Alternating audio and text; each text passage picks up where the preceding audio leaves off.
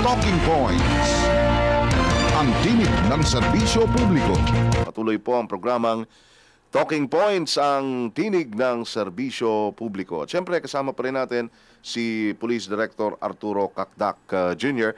At sa puntong ito, mga kaibigan, sasamahan din po tayo ng isa sa mga palagi nating nakukulit din from the social security system, si VP Susie Bugante ng Social Security System. Ma'am, magandang umaga po sa inyo. Magandang umaga din sa iyo, Alan, at maraming salamat sa pag-unlock sa aming request na makapag-announce ng mga ilang activities na gagawin namin this coming week. At gusto kong i-congratulate na kayo kagad. Congratulations sa inyo, ma'am, sa Social Security System. Pang-ilang anibersaryo na nga pa nyo? September 1st, pang-ilang anibersaryo na ng SSS? Pang-54th na. So, century old na. Hindi, wala pa pala. Half a century kalahating old. century, yes, 54 years old ng SSS. Okay. And I understand, kasi may mga initial na program na nakarating sa amin, na may mga nakahanay kayong, may mga nakahilera kayong mga activities, kasabay po ng pagdiriwang ng 54th anniversary ng Social Security System, Ma'am Susie. Yes, tama po yan, Alan. Nais ko lamang iparating sa lahat ng mga nakikinig, ng mga kasapi ng SSS, na itong Sabado, August 27, ay magkakaroon tayo ng Members Day na gaganapin dito sa ating head office. Kung sila naman ay nasa northern side of the city, sa Caloocan branch naman namin, meron din. Sabay-sabay yan, ma'am, sa Sabado. Sabay-sabay, simultaneous. At meron din tayo sa Pasig, ganun din sa Makati branch natin. So lahat ito gaganapin sa mga branches ng SSS, sa mga lugar na nabanggit ko. So dito sa Metro Manila, kung kayo malapit sa Quezon City, dyan mismo sa Main, East Avenue, meron. That's right, yes. Meron din sa Caloocan City, sa Makati City, at saka ano pa yung isa, ma'am? Sa Pasig. At, sa Pasig. Sa Pasig City. Okay, sabay-sabay. So, sabay-sabay ito, alas 8 ng umaga hanggang mga 2 o'clock in the afternoon, magbibigay kami ng mga serbisyo, bukas ang aming mga tanggapan. Yung mga nais magpakuha ng ID card nila, magpa-data capture, meron ho kaming ganyang serbisyo na i-offer sa araw na yun. The whole day on Saturday, ma'am? Ano lamang, half day. So, 8 to 2 o'clock in the afternoon. Maaga pa, 8 o'clock, mag-open na kami.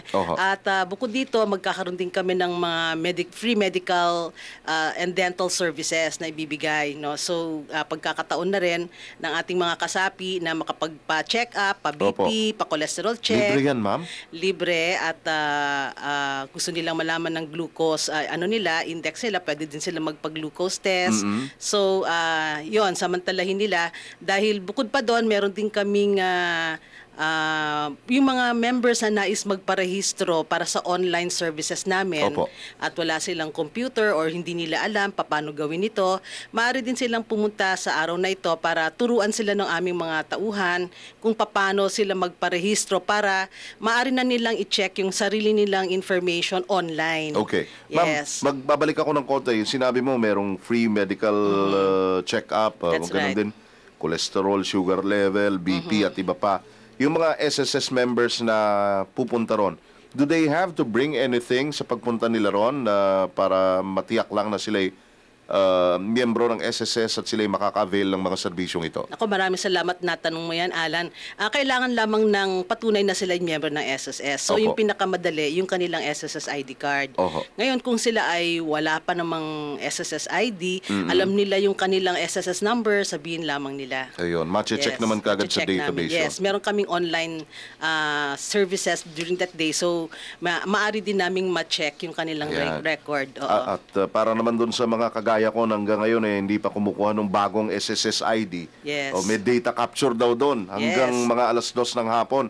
Okay. So kung halimbawang pupunta doon para specifically maka-avail ng serbisyo na yon, wala pa akong bagong ID ng SSS magpapa-data capture ako at eventually po proseso na ng SSS yung identification card na yon. Meron ba akong kailangan dalhin, ma'am, ng mga papeles? Wala. Just fill out the form. Opo. So, ma-verify naman namin yung data na sinabi mo dun sa aming records online. So, yun lang. Sapat na yun. Pero kung meron kayong iba pang identification forms like Kahit yung lumang ID, yung parang karton pa, pwede pa yun. yung driver's Basta license, pwede yun. Basta okay. government issued, may picture ninyo, merong signature, maaari din ninyong ipakita yon. Saka dapat more or less, kabisado niyo yung SSS number ninyo. Yes, dapat para mas mahalaga mabilis yun. ang paghahanap ng mga detalye. Yes, so nais ko lamang imbitahin yung ating mga miyembro. Sa August 27 po yan, Sabado, 8 o'clock to 2 o'clock in the afternoon sa head office. Meron din tayo sa Pasig branch ng SSS, Makati branch dito sa May Bendia, at sa Caloocan branch naman natin. Okay. So, ma'am, dahil ito'y electronically captured na yung mga data, ano? Big sabihin, yung pagkuha ng litrato sa'yo, dun na. Di ba? Yes. Okay, dadaan sa PC yun, dadaan sa computer. Yung pagkuha ng specimen signature, doon na rin. Doon na rin. May mga fingerprinting din ho ba yan? Meron yun. Doon na rin yan. Yes. Yun ang pinakamahalagang parte ng ating data capture, Opo. yung fingerprint. Kasi nais din namin pagmalaki na ang Social Security System ang nauna at ang pinakamalaking civilian application ng tinatawag nating Automated Fingerprint Identification System. Opo. So, hindi maaring mag-issue ng isang ID sa isang tao na kung sinasabi ng system namin na meron ng fingerprints na nag-exist Na sa aming nagmamay-ari database. yan. Yes. At ito yung pangalan. So, ano kaagad yun? Suspect kaagad yun. Mabibisitahan ng aming May refer mga... ka agad yun sa... ng aming mga sa PNP, yung mga ganon. anti-fraud. No, hindi naman. Meron lang kaming anti-fraud unit. Division. Yes, na titingnan kung bakit nagpapanggap siyang ibang tao or nga. kasi there can be no exactly to the same No, fingerprints. fingerprints. Yes, na magkapareho na fingerprints na dalawang tao, no. So talagang unique 'yan sa isang tao. Makikita natin yung Yes. kahalagahan ng advancement sa teknolohiya sa ganitong mga pagkakataon na That's right. kanina. Ganun din ang pinag-uusapan namin ni Director Kakdak pagdating sa mga investigasyon Yes. sa crime scene at iba pa. Yes. Okay. In fact nga Oho. sa SAGSD na unit ng PNP yung Opo. nag-i-issue ng mga Sa security naman. guard, yes, mga license, no. We help set that up there also kasi kailangan miyembro din sila ng SSS. Opo, So opo. meron silang miniligay kaming sistema doon para magkaroon din ng checking ng fingerprints. Yan. So nais ko lang din pala iparating, Alan, hindi lang dito sa Metro Manila Opo. yung Members Day natin. Replicated din in the various regions, ma'am. Yes, nationwide yan sa mga hub branches namin. So Anong ibig sabihin nun, ma'am, yung mga hub branches? Yes. Ano Okay, yun? ito yung parang kung sa national government, yung regionalization, yung mga parang Okay. regional offices. Opo. Kaya lang yung sa northern hub namin, ang location niya is in San Fernando, La Union. So yung office namin doon, yung sa Tarlac naman, sa Tarlac City na branch namin, dito naman sa South Luzon, sa ano naman siya, sa San Pablo. Tapos meron tayo sa Naga City, tapos meron sa Bacolod, and then Cebu, Davao, Zamboanga, Cagayan de Oro. Okay. Yun. Oho. Isa pang tanong, para doon sa mga magpapa-data capture para makakuha na ng SSS ID. Siyempre, part nun, kukuha na kayo ng picture, di ba? Yes. Kukuha na kayo ng picture. Meron bang special requirement ang SSS na halimbawa, kung magpapakuha kayo ng picture, dapat shirt with collar man lang? Wala namang mga ganong mga requirements? Not as Wala far naman. as I recall, parang wala naman. Wala naman. Basta So, pagka ganun lang yung buhok, Oo. dapat kita yung tenga, ganun. kita yung tenga. Kasi may mga special identifying marks din ng mga tenga. Ganun ba yun? Pwede. Sa biometrics meron ganon. Oo. So, mahalaga nakita yung buong muka. Okay. Although in our case, wala namang kaming facial recognition Opo, na opo. nire-require na in the sense na automated, ha? Yes, yes. Kasi like kagaya nung distance ng mata. Oho, wala namang ganon. ganon. Walang ganon. O ano lang, facial recognition is just the physical inspection Okay. nung picture tsaka yung tao. So, Kino-compare hindi lang. masyadong strict sa aspetong yon. Wala tayong automated facial recognition software. Ang kailangan lang, yung So, fingerprints lang fingerprints. meron, yes. Okay. At yung mga ladies, ito pa isa, yung mga ladies, pag magpapapicture kung todo makeup ang karamihan, wala namang restriction sa ganung Wala aspeto. naman, wala naman. Wala naman. Kasi iba, like halimbawa, pag magpapakuha ka ng picture, halimbawa na gagamitin sa pasaporte, nako, masyadong mahigpit yan, di ba? Bawalan nakangiti, yung mga ganon, di ba? Dito sa ma'am, wala naman. Parang ganun din halos. Pero hindi naman bawal ngumiti na siguro bawal lang labas ngipin. Ayan. Okay. Nako, so yan, iniimbitahan ho ang lahat para dito sa, Members Day. Members Day. Kasabay ng anibersaryo ng Social Security System. Ma'am, pakiulit nyo na nga yung detalye para dun sa mga nanonood at nakikinig sa atin, please. Okay. Inaanyayahan ko po lahat ng mga kasapi ng SSS sa Sabado po, August 27, 8 o'clock to 2 o'clock po in the morning dito sa ating head office sa East Avenue. Meron din ho tayo sa Makati branch, sa may Bendia, sa Pasig branch ng SSS, at dito sa Caloocan branch din ng SSS. Bukas po ang aming mga tanggapan para mabigyan ho kayo ng mga serbisyo tulad po ng ID capture.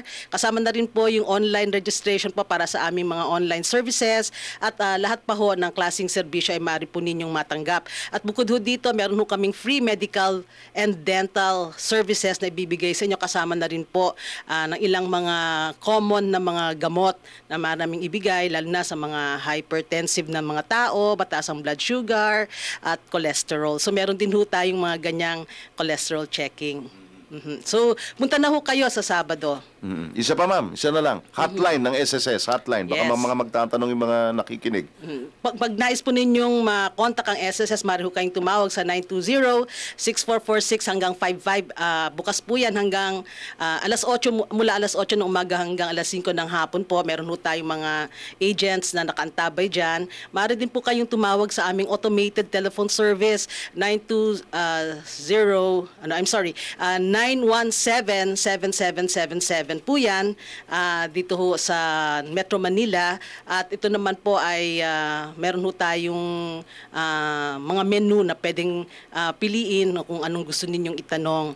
At maaari din po kayo pumunta sa aming website www.sss.gov.ph at pwede din ho nyo kami i-like sa Facebook, Philippine Social Security System. Okay. Thank you. Mga kaibigan, ang Vice President for Public Affairs po ng Social Security System, si Ms. Susie Bugante. Thank you, ma'am, for joining us. At siyempre, bago natin tapusin ang programa this morning, hingan din natin ang kanyang pangwakas na mensahe. Ika nga, ang butihing direktor po ng Philippine National Police, ang pinuno ng Directorate for Investigation and Detective Management ng PNP, Director Arturo Cacdac Jr. Sir.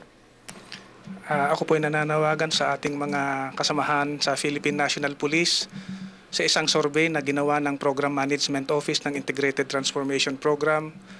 Ang sinabi po ng ating kababayan, ang gusto raw po nila sa kanilang pulis ay unang-una mapagkakatiwalaan, pangalawa makadiyos, at pangatlo madaling magresponde.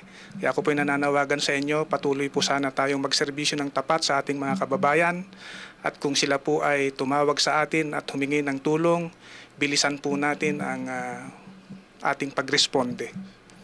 Okay. Magandang umaga po. At siyempre, ang pinakamabilis pa rin na paraan para makontak natin ang PNPI, yung text, yung hotline na 117. Yes. At saka yung meron tayong sa text, di ba? 2920. 2920. Yan. At siyempre, importante pa rin na meron tayo sa ating phone book sa bahay, sa mobile phone natin, nung mga police, yung mga numbers ng mga police station na pinakamalapit sa ating mga lugar. Di ba, sir? Okay. Director Cacdac, thank you also for joining us this morning, sir. Salamat po ng napakarami. Ayan. Thank you. Okay, nice nating, of course, pasalamatan ng mga bisita natin, si Ms. Susie Bugante ng SSS at si Police Director Arturo Cacdac Jr. ng DIDM, Directorate for Investigation and Detective Management ng Philippine National Police. At mga kaibigan, sa pangalan po ng aking regular na kasama rito, si Ms. Maju Ramos, at ng mga kaibigan natin mula po sa PCOO, sa PIA, sa PNA, siyempre nariyan din ang People's Television 4 at PBS Radyo ng Bayan. Ako po si Alan Alianige. Ito po ang Talking Points, ang tinig ng serbisyo publiko.